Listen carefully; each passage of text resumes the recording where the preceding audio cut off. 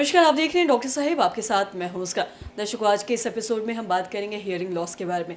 हम कई बार ऐसा देखते हैं कि बहुत सारे लोगों को सुनने में दिक्कत आती है और ख़ासकर हम ऐसा देखते हैं कि जब एक उम्र बढ़ने लगता है तो अक्सर लोगों में सुनने की जो क्षमता होती है वो कमते जाती है। आज इसी पे हम खास बातचीत करेंगे और तमाम जानकारी लेंगे। और इसी पे खास बातचीत करने के लिए आज हमारे साथ मौजूद है डॉक्टर राकेश कुमार। आपको बता दें कि ENT स्पेशलिस्ट है। सर नमस्कार, बहुत बहुत स्वागत है। सर आपसे जानना चाहेंगे कि कई बार हम ऐसा देखते हैं कि बढ़ते उम्र के साथ सुनने की जो क्षमता है वो कमते जाती है। हियरिंग लॉस की समस्या अक्सर बूढ़े लोगों में देखी जाती है और साथ ही साथ कई बार ऐसा भी होता है कि कोई कोई बच्चे जन्मजात भी उन्हें जो मतलब सुनने में समस्या रहती है। तो दोनों में क्या कुछ अंतर है, इस बारे में जी, आपने बहुत अच्छा सवाल किया है। एक्चुअली जैसे उम्र बढ़ती है हम लोग की सुनने की क्षमता में भी देखता हूँ कि गिरावट आने लगती है। खासकर कुछ पेशेंट जो कि डायबिटिक पेशेंट होते हैं, जिनको चीनी की बीमारी होती है, उन लोगों में ज़्यादा ही देखा जाता है कि सुनने की क्षमता में ह्रास होता जा रहा है।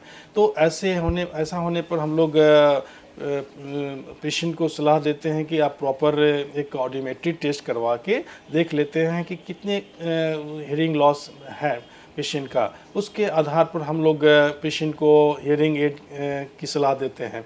कुछ पेशेंट में देखा गया है कि हियरिंग लॉस का कारण पर्दे में सुराख भी माना जाता है, देखा गया है कि सुराख के कारण भी हियरिंग लॉस धीरे धीरे बढ़ता जा रहा है। तो ऐसे में तुरंत डॉक्टर से कंसल्ट करके आप उचित सलाह ले लें, ज़्यादा अच्छा रहेगा। यदि ऑपरेशन करा दिया जाता है पर्दे में जो सुराख है तो यूजुअली हियरिंग में इम्प्रूवमेंट आ जाती है।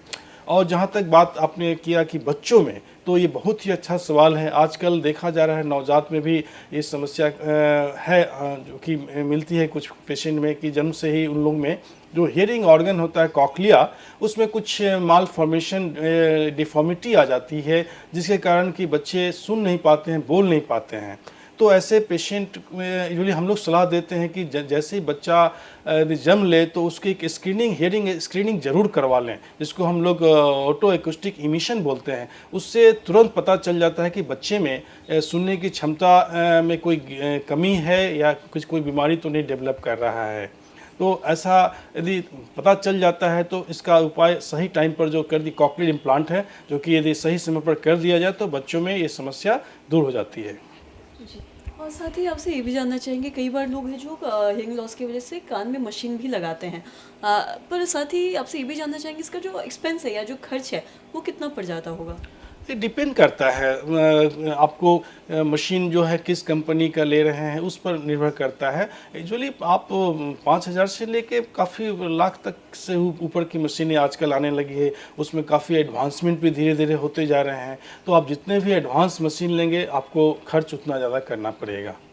और साथ ही ये कितना लाभदायक होता है, जो भी लोग ये मशीन लगाते हैं क्या उनके लिए ये लाभदायक वो होता है? डिपेंड करता है कि हियरिंग लॉस कैसा है, उसके आधार पर हम लोग मशीन की सलाह देते हैं मरीज को। और यूजुअली फ़ायदा ज़रूर होता है मशीन लगाने का, इसमें कोई संदेह की बात नहीं है। जी।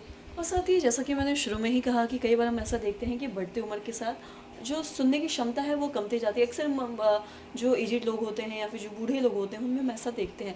तो इसका कारण क्या होता है? वो तो जैसे नर्व का डिजेनेशन होता है, जैसे जैसे उम्र बढ़ती है हम लोग की शारीरिक क्षमता में कमी आती है, उसी तरह नर्व भी वीक होने लगते हैं, जिसके कारण कि सुनने की क्षमता में कमी आने लगती है ये। जी।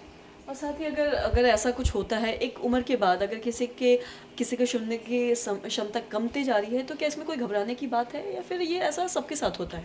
नहीं, यूजुअली सबके साथ ही होता है, लेकिन कुछ में कुछ अर्ली आ जाते हैं, कुछ को लेट ऑनसेट होता है हियरिंग लॉस।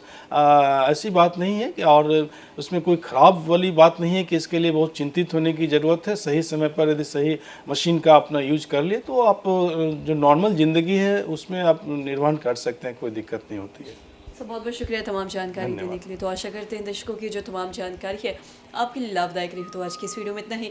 अगर आपने अब तक हमारे चैनल को सब्सक्राइब नहीं किया तो तुरंत कर ले, साथ ही हमारे फेसबुक पेज को लाइक करें। वीडियो देखने के लिए आपका धन्यवाद।